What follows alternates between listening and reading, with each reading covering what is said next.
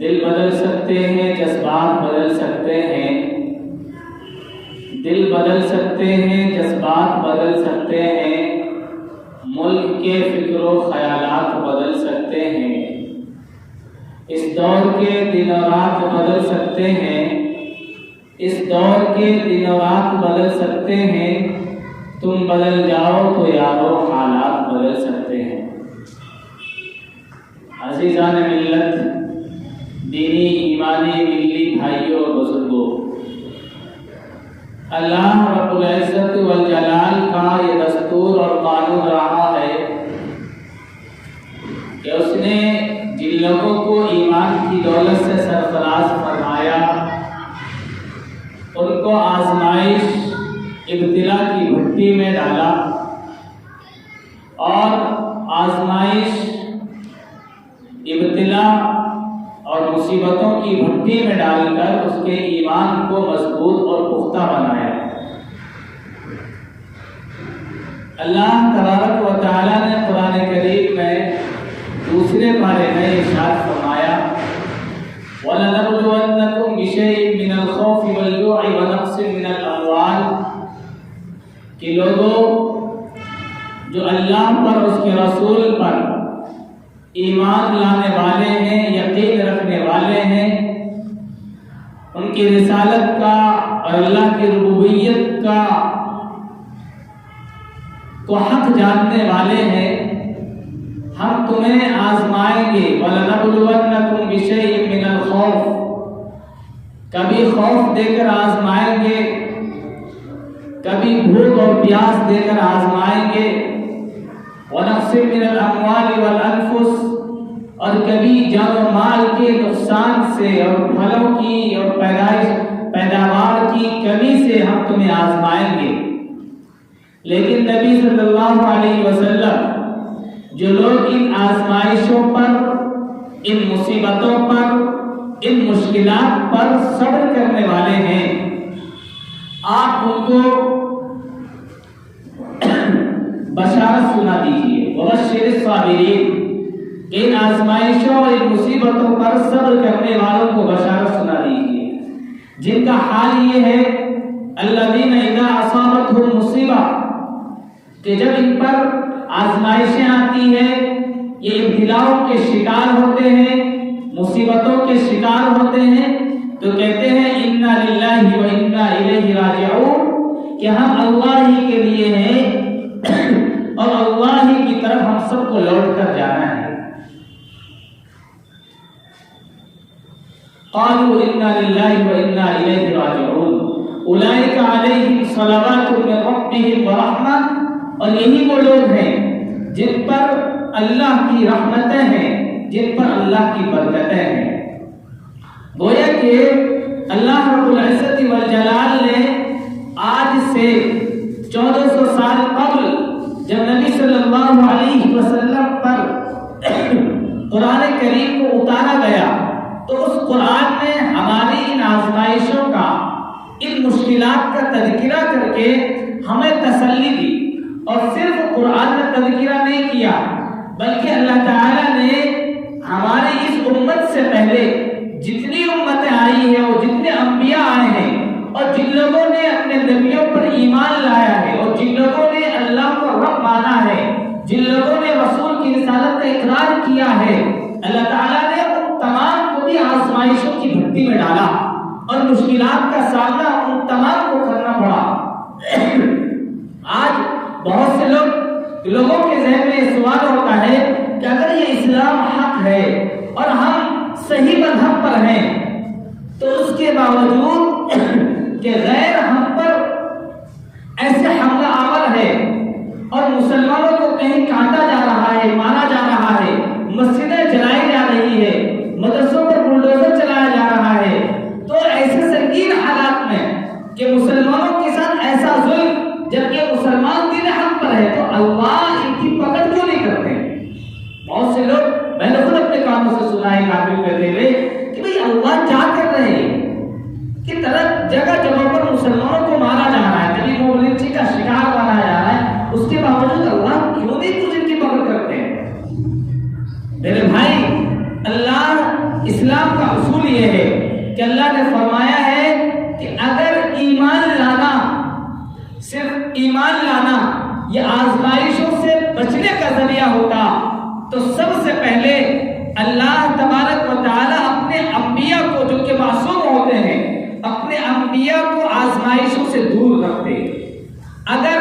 اللہ پر یقین رکھ لینا یہ کافی ہوتا، اور اللہ پر یقین رکھ لینے کے بعد انسان آزمائشوں کا اور مصیبتوں کا شکار نہ ہو تو اس کے سب سے زیادہ حقدار انبیاء کرام علیہ السلام کی ذات ہے۔ لیکن انبیاء علیہ السلام بھی آزمائشوں سے نہیں بچے، مصیبتوں سے نہیں بچے، بلکہ انبیاء کو بھی آزمائشوں میں اور مصیبتوں میں گرفتار کیا گیا۔ اس انسانیت میں سب سے پہلے حضرت نوح علیہ السلام کا سابقہ پڑا ہے مشرکین سے۔ یہ انبیاء کا مشرکین سے مقابلہ جو شروع ہوا ہے وہ حضرت نوح علیہ السلام کے زمانے سے۔ حضرت نوح علیہ السلام سے مشرکین کا سابقہ پڑا اور ان کا مقابلہ ہوا۔ نوح علیہ السلام کو لمبی عمر عطا کی گئی، اور اس لمبی عمر کے اندر انہوں نے دعوت حق کا خوب فریضہ انجام دیا، لیکن لوگوں نے ان کا انکار کیا، مسلسل انکار پہ انکار، اور پھر حضرت نوح علیہ السلام کا مذاق، اور پھر آپ کے کشتی بنانے کا مذاق، آپ کے راستہ چلنے کا مذاق، اور آپ کی زندگی کے ہر شعبے پر اعتراض کیا گیا۔ حالانکہ حضرت نوح علیہ السلام اللہ کے برگزیدہ بندے ہیں، اللہ تعالیٰ نے ان کو چنا ہے، منتخب کیا ہے اور امت کی بھلائی کے لیے بھیجا ہے، لیکن اللہ پر یقین اور ایمان مضبوط ہونے کے بعد بھی اللہ تعالیٰ نے ان کو آزمائشوں میں ڈال دیا، مصیبتوں میں ڈال دیا، اور حضرت نوح علیہ السلام نے اپنے اس ایمان کی بنیاد پر ان آزمائشوں کو برداشت کیا۔ ان کے بعد پھر حضرت ابراہیم علیہ السلام کا زمانہ ہے۔ حضرت ابراہیم کے بعد جتنے انبیاء ہیں سب ان کی نسل سے ہیں، حالانکہ اللہ کے نبی صلی اللہ علیہ وسلم بھی حضرت ابراہیم کی نسل سے ہیں۔ حضرت ابراہیم کو کیسے جلانے کی کوشش کی گئی، نذر آتش کیے جانے کی کوشش کی گئی، اور پھر نمرود کے سامنے کو ذلیل کرنے کی کوشش کی گئی، لیکن اللہ تعالی حضرت ابراہیم علیہ السلام بچے رہے۔ گویا کہ معلوم تاریخ سے یہ ہوتا ہے کہ اللہ تعالیٰ نے اپنے انبیاء، اپنے نبی کو آزمائشوں اور مصیبتوں میں ڈال دی۔ حضرت یوسف علیہ السلام جلیل القدر نبی ہیں، اور یوسف علیہ السلام ایسے نبی ہیں اور ایسے پیغمبر ہیں کہ وہ خود بھی نبی، ان کے باپ نبی، اور ان کے دادا نبی، پردادا نبی، وہ کہ نبیوں کا ایک سلسلہ ہے، پورا خاندان کے خاندان نبیوں کے سلسلے میں ہے، اور اس کے باوجود اور ایسی اونچے خاندان اور ایسے خلافت کے باوجود اور خود نبی اللہ کے برگزیدہ بندہ، اس کے باوجود اللہ تعالیٰ نے کیسی مصیبتوں میں ڈالا کہ سب سے پہلے کنویں میں ڈال دیا گیا۔ کنویں میں ڈالنے کے بعد پھر غلام نبی زادہ ہے، نبی کے خاندان سے ہے، نبی کے بیٹے ہیں، نبی کے پوتے ہیں، اس کے باوجود کیا ہو رہا ہے؟ بازاروں میں بیچا جا رہا ہے، غلام بنایا گیا،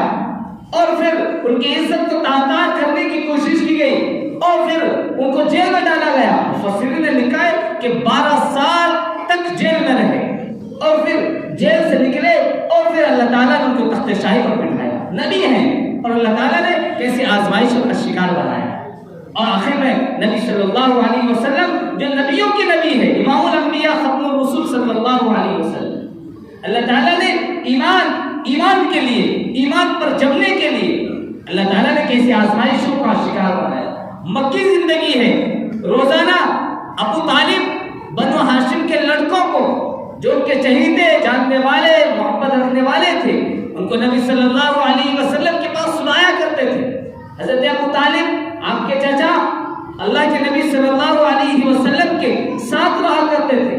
اور پھر یوں سلسلہ چلتا رہا، آپ کا دادا اور آپ کے چچا، اور پھر یوں اللہ کے نبی صلی اللہ علیہ وسلم مکہ المکرمہ سے ہجرت کر کے مدینہ المنورہ گئے۔ جب تک سورہ مائدہ کی آیت نازل نہیں ہوئی تب تک اللہ کے نبی صلی اللہ علیہ وسلم مدینے میں بھی بے چین رہے، اور مدینے میں جانے کے بعد بھی صحابہ اپنے تکیوں پر تلواروں کو رکھ کر سویا کرتے تھے، کہیں اچانک حملہ نہ ہو جائے، اور ایسی آزمائشوں کے شکار کیوں؟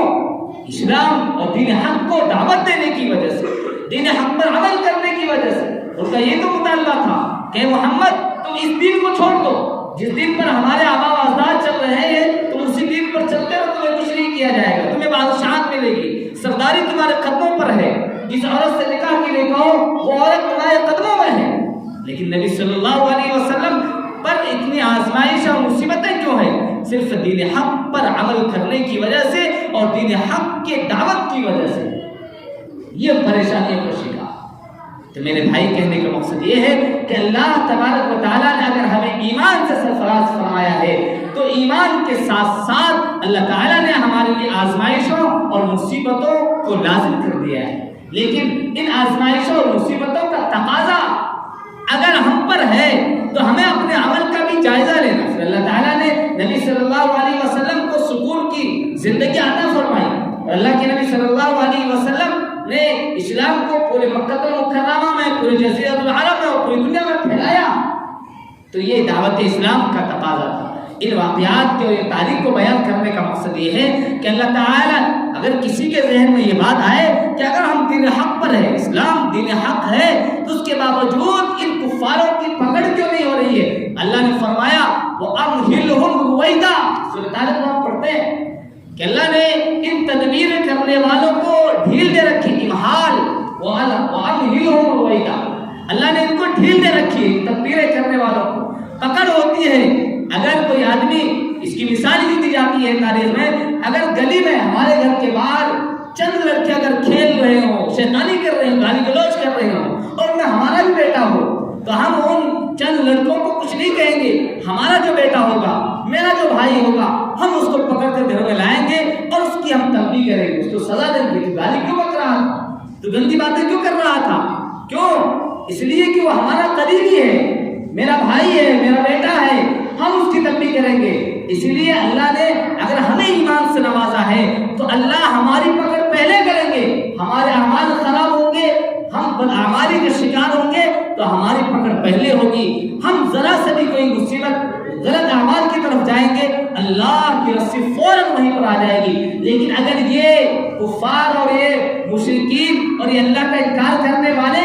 یہ لاکھوں بدعمالیوں کے شکار تو ہیں ہی، لیکن اللہ ان کی پکڑ نہیں کریں گے، بلکہ اللہ ان کو ڈھیل دے رکھے گا، وَأَمْهِلْهُمْ رُوَيْدًا، اور ان کی پکڑ کا وقت متعین ہے، کیونکہ ہماری پکڑ کا وقت متعین نہیں، ہمارے لیے تو اللہ نے جنت کا اعلان کیا ہے، ہمارے تو بشارت کا اعلان کیا ہے، اس لیے دنیا میں ہماری پکڑ ہو جاتی ہے۔ میرے بھائی کہنے کا مقصد یہ ہے کہ اس وقت حالات بڑے خراب ہیں، ہر وقت ہر جگہ مسلمان پریشان ہے، تو ان پریشانیوں کی وجہ سے ہمیں گھبرانا نہیں، اپنے ایمان کو متزلزل نہیں ہونے دینا، ان مصائب کی وجہ سے ہمیں ثابت قدم رہنا ہے، جیسے انبیاء علیہ السلام ثابت قدم رہے، نبی صلی اللہ علیہ وسلم اور آپ کے صحابہ متزلزل نہیں ہوئے بلکہ جمے رہے، ڈٹے رہے، شاید ابی طالب میں بند کیا گیا اور پھر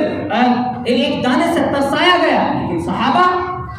ایمان پر جمے رہے۔ ہمیں بھی ایسے ایمان پر جمنا ہے۔ آج جو حالات ملک کے ہیں وہ بڑے خراب ہیں، کس طریقے سے مسلمانوں کو مومنجی کا شکار بنایا جا رہا، اور آپ کے سامنے ہوں گے، آپ نے دیکھا ہوگا کہ تریپورہ میں جو انڈیا اپنے ملک کا ایک صوبہ ہے، وہاں پر مسلمانوں کے کیا حالات ہیں۔ کل شام تک کی رپورٹ ہے کہ 21 مساجد کو نظر آتش کر دیا گیا، 21 مسجدوں کو جلا دیا گیا، اور 3 مسجدیں ایسی ہیں جن پر بلڈوزر چلا دی گئی، اور کتنے مسلمانوں کو بے گھر کیا گیا، مسلمانوں کے گھروں میں آگ لگا دیا گیا، سڑکوں پر ریلیاں نکال کر، اور تقریباً 7-8 دن سے یہ سلسلہ تھمنے کا نام نہیں لے رہا ہے۔ 7-8 دن سے راستوں میں ریلیاں نکال کر وہ بجرنگ دل والے اور دیگر فرقہ پرست طاقتیں جو ہیں وہ نبی علیہ السلام کو گالیاں دے رہے ہیں، ان پر کیچڑ اچھال رہے ہیں۔ میرے بھائی ان حالات میں ہمیں متزلزل نہیں ہونا ہے، ان حالات میں ہمیں بے ثبات نہیں ہونا ہے، ثابت قدمی کا ثبوت دینا ہے اور اپنے اعمال کو مضبوط کرنا ہے، اللہ کے نبی صلی اللہ علیہ وسلم کی طرز زندگی کو اپنانا ہے۔ میرے بھائی ہمیں ان حالات کی وجہ سے ظاہر سی بات ہے ہم ایمان کے پر عمل کرنے والے ہیں، ہم پر آئیں گے، میں نے قرآن کی آیت پڑھی وَلَنَبْلُوَنَّكُمْ بِشَيْءٍ مِّنَ الْخَوْفِ وَالْجُوعِ وَنَقْصٍ مِّنَ الْأَمْوَالِ آئیں گے، لیکن ان حالات پر ہمیں جم کر اور ڈٹ کر رہنا ہے اور ان فاشش اور فرقہ پرست طاقتوں کا مقابلہ کرنا ہے۔ اس لیے ہم یہ اعلان کرنا چاہتے ہیں اور یہ ہم ثابت کرنا چاہتے ہیں کہ مسلمان اتنا کمزور نہیں ہے کہ مسلمانوں کو کہیں پر دبایا جائے. مسلمان اگر کمزور ہوا ہے تو اپنے اعمال کی وجہ سے کمزور ہوا ہے, اپنے اخلاق کی وجہ سے کمزور ہوا ہے. ہم اگر آج اپنے اعمال کو مضبوط کر لیں, اپنے اخلاق کو مضبوط کر لیں, تو پھر ان کی آنکھوں میں وہ طاقت نہیں کہ ہماری مسجدوں میں آگ لگائے, ان کے اندر وہ طاقت نہیں کہ ہمارے مسلمانوں کے گھروں کو نظر آتش کرے, بلکہ یہ دیکھ کر مسلمانوں کے رعب کو اور مسلمانوں کے لباس کو, مسلمانوں کے رہن سہن کو دیکھ کر یہ بھاگیں گے. لیکن ہم نے اپنے طریقے کو بھلایا ہے, ہم نے رہن سہن غیروں کا رہن سہن بنا لیا, اس وجہ سے ان کو طاقتیں موقع مل گیا, ان کے پاس طاقتیں آ گئی. میرے بھائی, یہ حکومت کی کتنی بڑی سازش ہے کہ 7-8 دن کے بعد بھی آج تک کسی میڈیا پر اور کسی اخبار میں وہاں کی رپورٹیں آنے کو تیار نہیں. بڑی مشکلیں سے وہاں کی خبریں مل رہی ہے, اور لیکن آج تک کسی سیاسی رہنما اور قائدین نے ایک لفظ نہیں بولا. سب خاموش بنے ہوئے ہیں, حکومت ہے اس پر خاموش ہے. اس لیے میرے بھائی, ہم سب کو اللہ سے وہاں کے مسلمانوں کے لیے دعائیں کرنی چاہیے, اور ہمیں اپنے اعمال کو مضبوط کرنا چاہیے. ہمیں یہ نہیں سوچنا کہ وہاں پر ہو رہا ہے تو ہم بچ جائیں گے. آج وہاں ہو رہا ہے, اگر ہم باز نہیں آئے تو کل ہمارے ساتھ یہ حادثہ پیش آ سکتا ہے. اس لیے ہمیں اپنے عمل کو مضبوط کرنا ہے, اللہ سے تعلق کو مضبوط کرنا ہے. اللہ تعالیٰ ہم سب کو عمل کی